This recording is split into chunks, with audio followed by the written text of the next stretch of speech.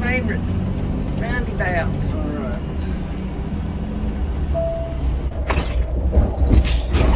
All right, crossing over the bridge. The campground should be on the left over here.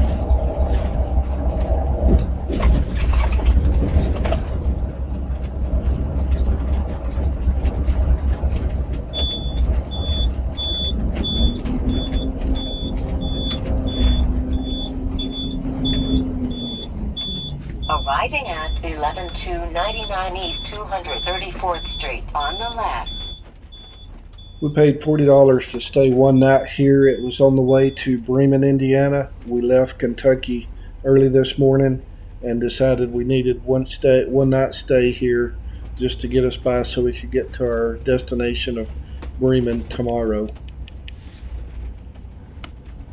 We pulled up to the campground office to register, and they put us on site B18.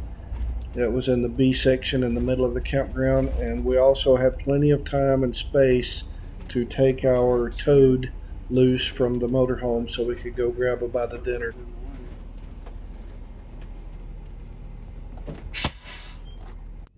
What was it? White River Campground in Cicero, Indiana, about an hour north of Indianapolis. At the White River Campground, the A section is in the northern part of the park, and it has 9 30-amp full hookup sites and 3 50-amp full hookup sites. Section B is more centrally located and has 23 50-amp full hookups on the river side and 20 50-amp full hookups on the pond side. The C section is the furthest away from the office. It has 6 primitive tent sites, 28 30-amp full hookup sites, and 12 water and electric only tent sites. There are some ADA sites available, but you have to reserve them by calling the office. If you are into canoeing or kayaking, you don't have to leave the campground on your own to do your canoeing or kayaking.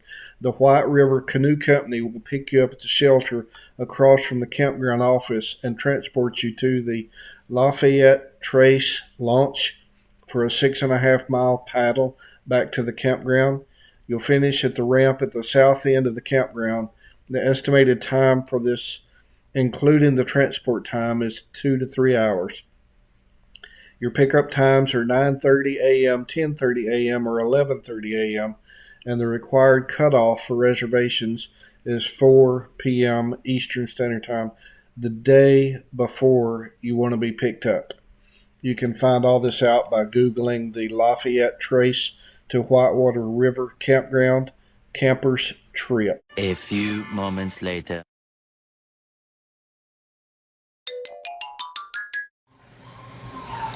So we stopped in this little place called Alexander's on the corner, and decorated very well. Nice little place. They've got every kind of chocolate doodad you can think of. Beverage selection back there, ice cream, everything a person could want. Did you mention the chocolate up front? Chocolate up front.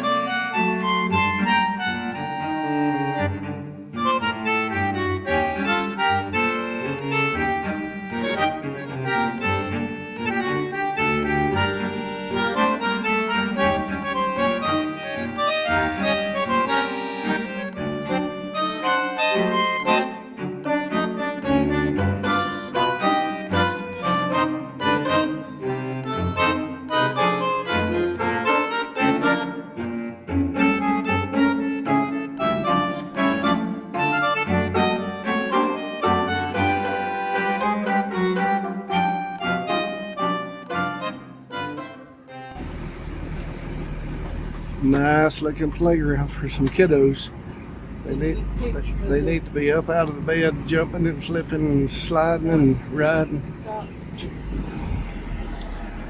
There's the office right behind my windshield wipers. Got a picture of it.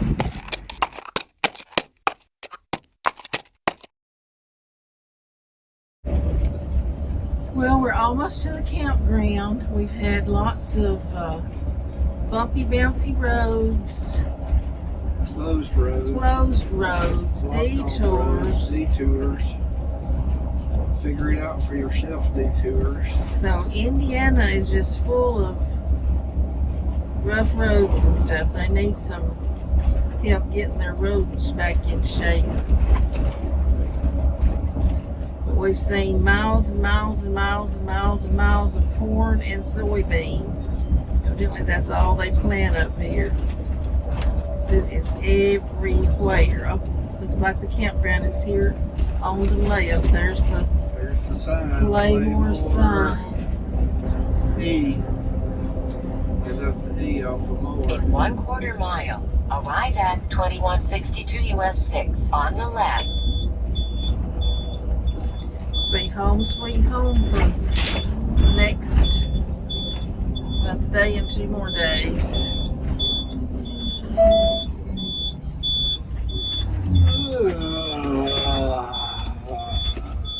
I think Wayne needs a nap.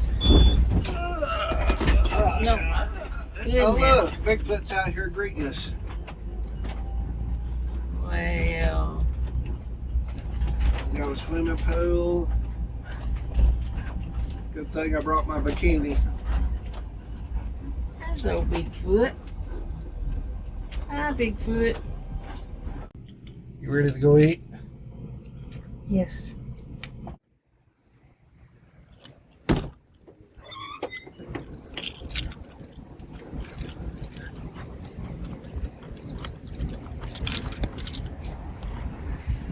We just got done mowing our yard. Trimmed it up real nice for us. Nice little pond back behind us over here. It's a little bit green, but the geese are having fun. And I'm off duty. I'm not driving anymore. I drove us all the way here, so nobody gets to drive while we're here.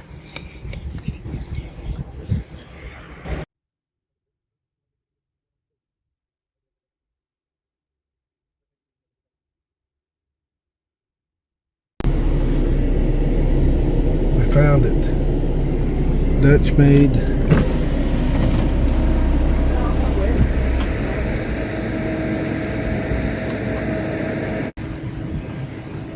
Alright, she's filming the Rent Town Country Stores, meats and cheeses. And the highlight of, where'd you go, Norma? Where'd you go, Norma? Where'd you go, Norman? Now I can't see the sign. Let me get down here where Norma can see. Alright.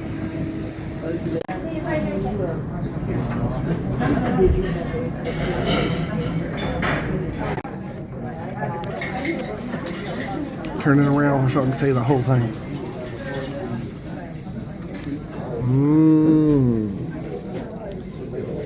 Look at all them fixings.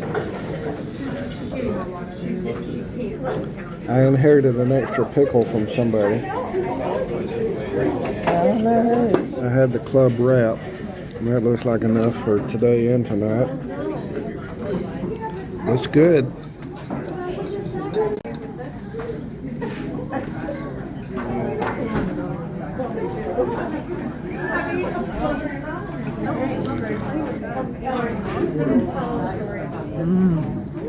Good.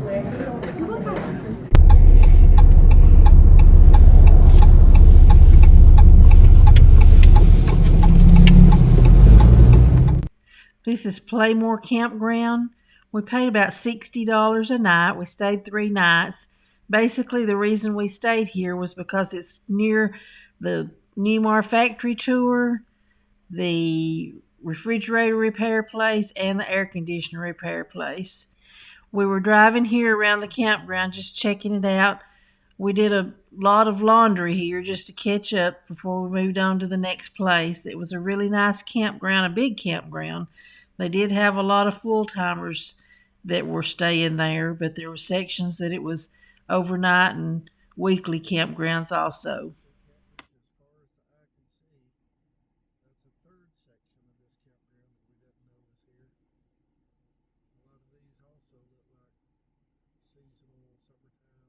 Another part of the service we wanted to get done on our motorhome was the air conditioner, the front unit, had been replaced by a local service center. And over a period of time, I just noticed there was very little, if any, air coming out the vent. So I hung some green Easter egg basket streamers from the vents. They were not moving at all with the air conditioner on high. So while we were there, I took the opportunity to go visit a company that I had seen on other videos, RV Airflow Systems. Art Miller is the president of the company, but he's also very customer service oriented. He did the work on my unit himself, well, him and one other guy that's one of his employees. They found out that the plenum, the air coming out of the new air conditioner unit that had been installed, was not blowing into the ductwork. All right. But in short, what happened is your RV is what your 2002. 2002. Okay, Yeah. so you had the Dometic Duotherms, and the Dometic Duotherm has its supply port all the way in the right rear corner of the plenum, which in the pictures we showed you, Newmar, when they made this, they ported it directly in ply porteds.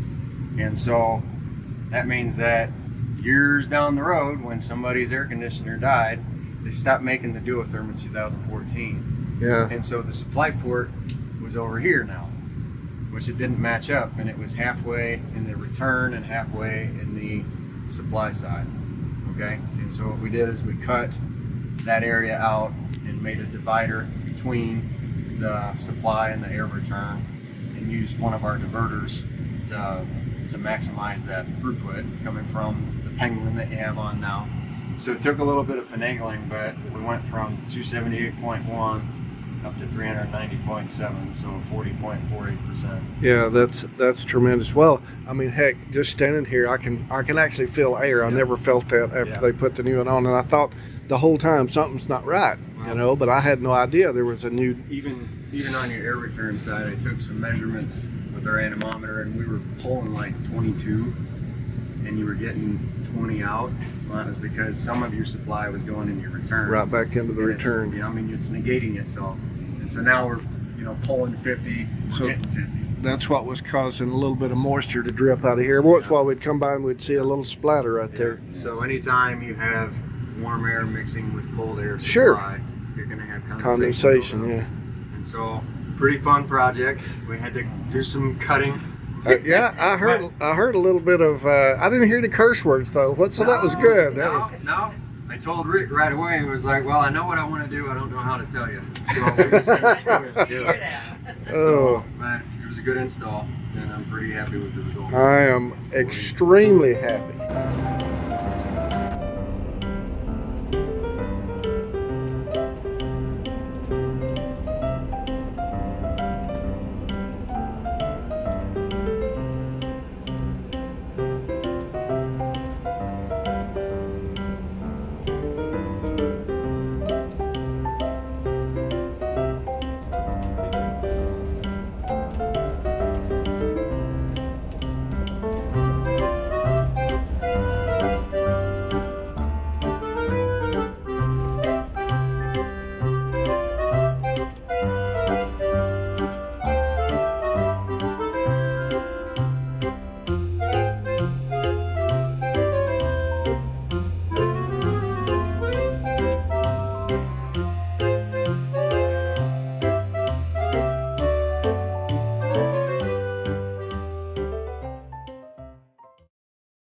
So if it is like that, I would probably recommend just putting in a new fridge. One of our scratch and dents. Yeah. I guess the older man, I'm sorry, I don't remember names very well. That's what he suggested. Look at it and see if it can be fixed. If there's any kind of rust or cavity issues where there's holes poked through it or anything, wouldn't be worth rebuilding if it's not going to hold the. Yeah. So, yeah, I guess whichever one's going to fix it long term. I don't want to put a Band-Aid on it and have to fix it again in a couple of years. All right, well, I want to get out of your way. Like I said, my best help is to leave you alone unless you need me. My name is Wayne, by the way. Okay. After the air conditioner airflow problem was solved, we drove back to the campground, spent the night there, and then the next day we drove to Shipshewana to National RV Refrigeration. We had an appointment to be there at 9:30. They backed us into the spot where they wanted to do the work. They got immediately started, and within 4 hours they had the refrigerator diagnosed, removed, replaced, and the door panels swapped out for the ones that were the original. He's working on it. He just about got it out. The young man doing the work for us was extremely knowledgeable and extremely friendly. He worked with us every step of the way to take the old one out. He put down carpeting so it wouldn't scratch the flooring. It was just an extremely good experience.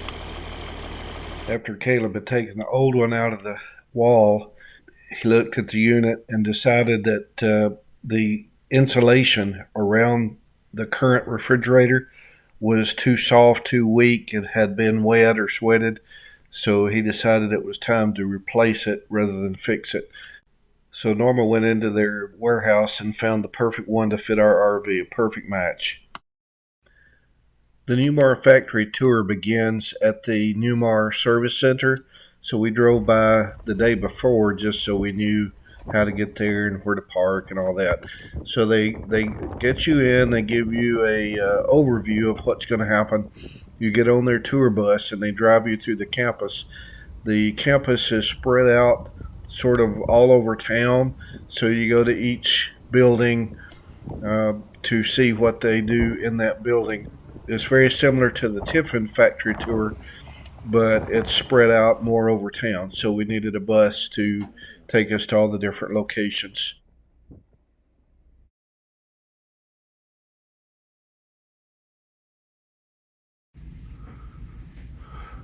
It says employees only, but she said that.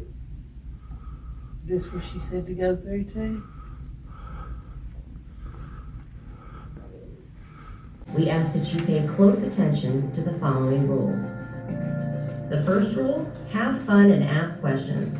If there's a question your tour guide can't answer, they'll find someone who can. Newmar Corporation is not responsible for any injury or damage to personal property that may occur on the tour. For the safety of your little ones, including those with fur, no pets are allowed on the tour except for service animals, and children must be at least 8 years of age. Closed-toed shoes and safety vest must be worn along with a pair of safety glasses or your own eyeglasses. As we make our way to the main production building, watch out for moving vehicles such as golf carts, motorhomes, even horses and buggies. Once inside the facility, stay in your designated tour aisles and follow all directions given by This is your our guide. last day at the Napanee area. We decided to go on a tour of Newmar Corporation. We had planned it 2 days before, but they had a group coming in that was all school-age children, so they changed our appointment to Wednesday. So we had to ride our own vehicle through the tour so that we'd be able to leave and get out of there by 12 o'clock at the campground. At the Newmar Corporation, the tour, you cannot photograph or record inside the buildings. So that was kind of a bummer because we didn't get to record any of it. But Chris was our tour guide. The tours are Monday through Thursday at 8:30. You have to get there 15 minutes early to see it. You can't have any open-toed sandals, and no children under the age of 8 can go in there. The tour is about 2 hours. We got to see all of from the beginning of the building of the Newmar motorhomes all the way to the ending. The last part that we didn't get to see was where they were going to go into the paint shop, and I can't handle the paint smell anyway, so we really got to see everything except for the painting. We had a good time, and they put the motorhomes on these little air pucks, and then they could just push and slide the motorhome wherever they wanted it to go, which was really strange, but that's how they move them around. At the end, they let you out at the gift shop, So of course we had to have a souvenir. Wayne had to have a mug and a cap, but that was his souvenir for the trip.